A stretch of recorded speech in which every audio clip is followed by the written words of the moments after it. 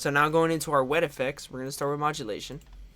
We're going to take a stereo modulation, and we'll go with something simple. The chorus. So, starting off with speed, we're going to go ahead and try to dial this in. Depending on what type of chorus effect you're going for, you're going to want to change this. I like a slower effect, but some people like to crank it. But as you crank speed, the rule of thumb is generally to lower depth.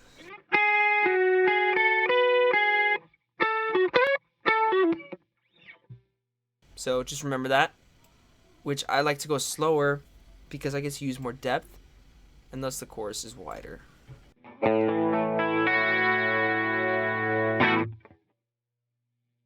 Pre-delay is, I've only ever seen it on this effect, and it's delaying when the chorus comes in, similar to what's on Reverb. So when I hit the note with the pre-delay at 0, it's coming in as soon as I hit the note. But if you crank that, now there's a delay between the chorus and the note.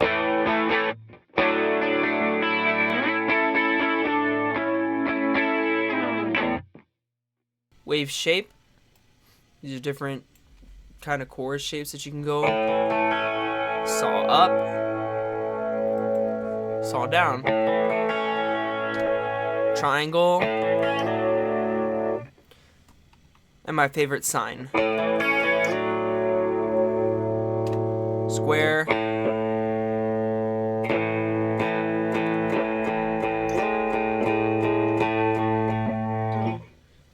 which I almost never use square. Inverse sine. It's got a weird effect to it, which can be really interesting. And then just random. Most of the time I like to leave this on sine or triangle. Tone will increase the brightness of the effect. So at 10. And 0.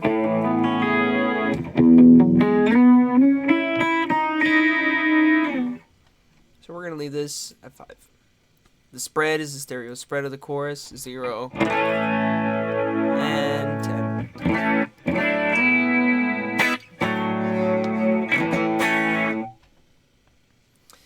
Mix controls the blend. I'll usually leave this at 50 because it gives a good balance.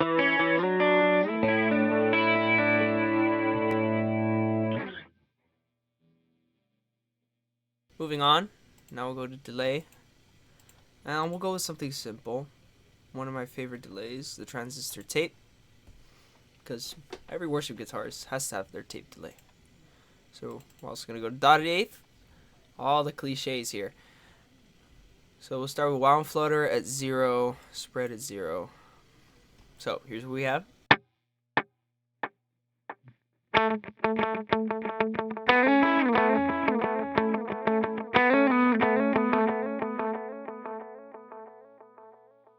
Sounds good.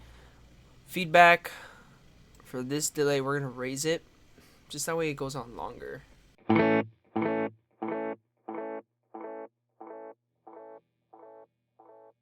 For more ambience, and when you increase the wow and flutter, I usually crank it all the way. And you play enough things into it, it almost becomes a reverb.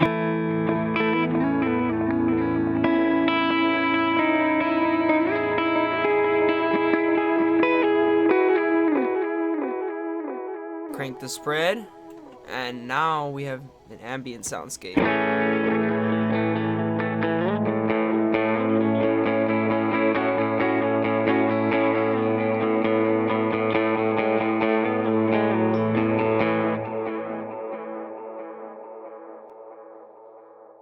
Now, to demonstrate what headroom does, this is going to increase how long it takes for it to clip.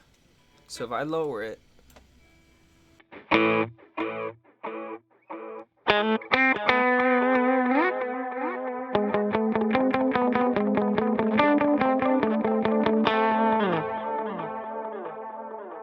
if you were to slam it with a lot of volume, it would begin to clip. And you don't even want to take a chance on that. So, you go to +12. That's generally what you want to do with any delay that has the headroom control.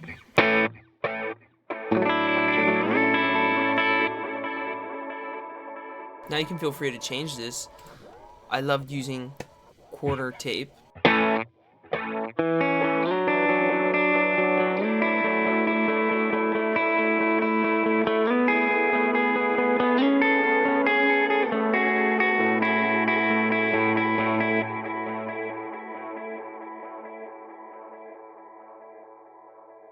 That's pretty much what you want to do for that.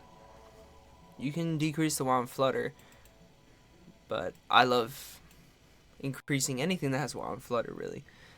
Mix, might want to make it a little more present. Lower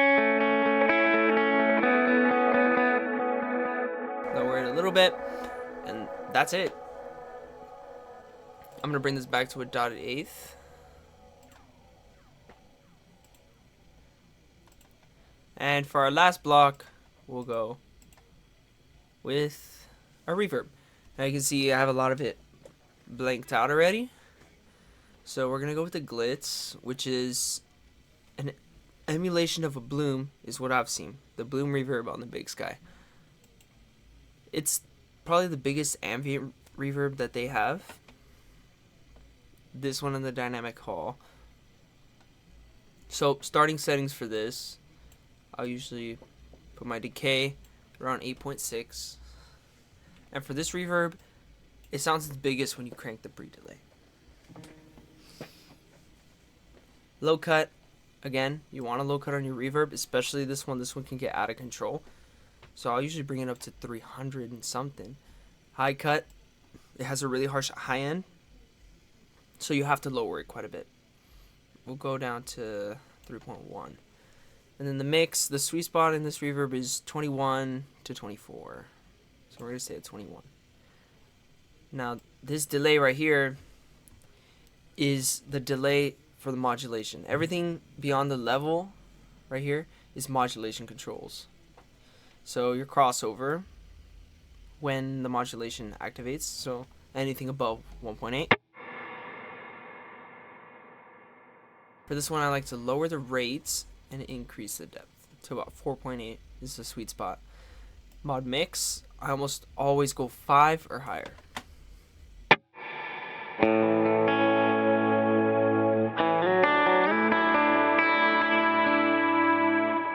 And I usually try to match the delay time of the modulation. So here we go.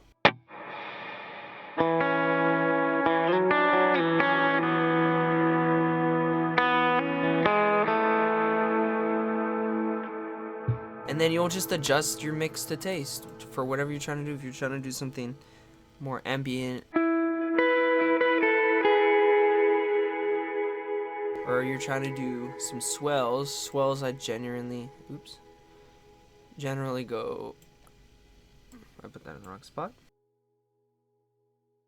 For swells, generally rule of thumb for me is 30% and higher.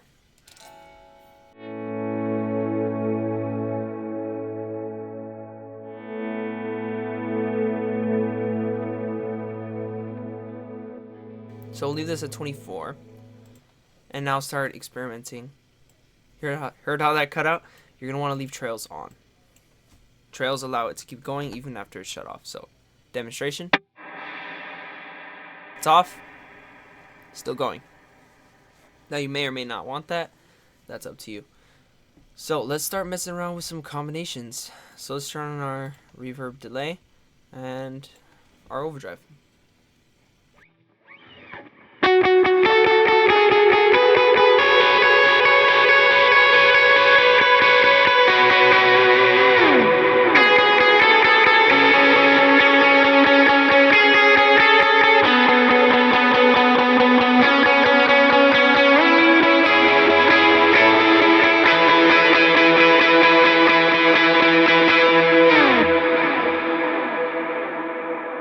And now with the boost.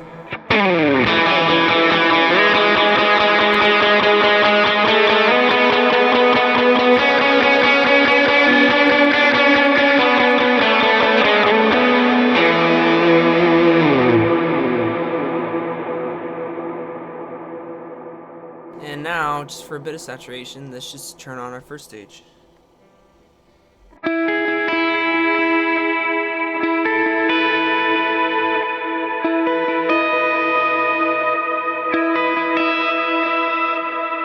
And let's turn on our chorus.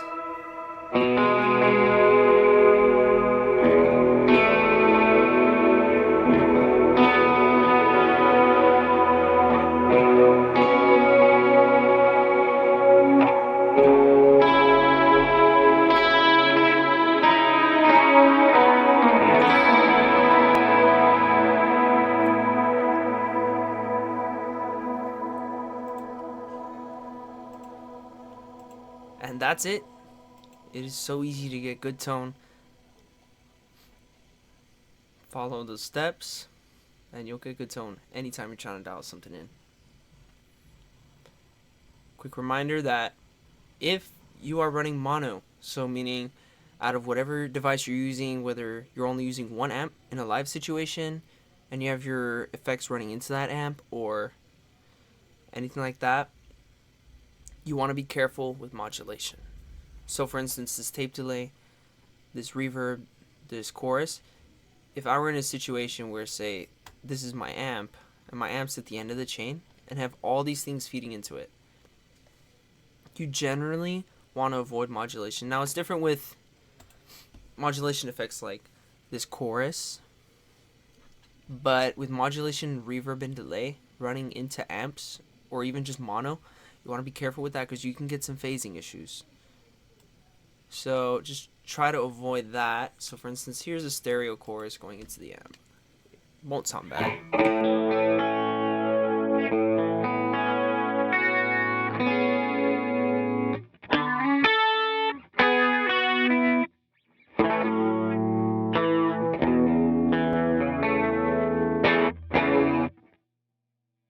Doesn't sound bad, but if you own actual pedals or a device like this where you can switch between mono and stereo, you'll want to try to keep mono things with mono. So this modulation, for example, I would change it to mono if it's before the amp, saves me DSP, and there's no point in running a stereo and running into phasing issues.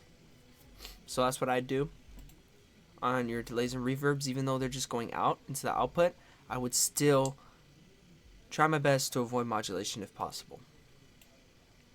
But that's all. Keep playing for His glory, one chord at a time. God bless.